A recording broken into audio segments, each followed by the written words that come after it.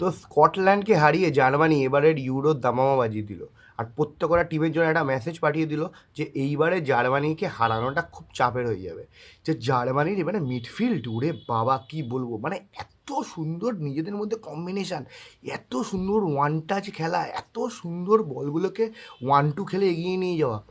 Toni Kroos মারাত্মক, মানে আমার চোখে দেখা এত নিখুঁত পাস আমি কোনো প্লেয়ারদের দেখিনি। মানে এত সুন্দর বল ডান দিক থেকে বাঁ দিকে শিফট করায় একদম নিখুঁত, যেখানে প্লেয়ারটা দাঁড়িয়েছে সেখানেই বলটা পড়বে। আর গুন্ডোগান ও অসাধারণ, সেকেন্ড গোলটা যে বলটা থ্রু বাড়িয়েছিল কাইল হাওয়ার্সকে, কিচ্ছু বলার নেই।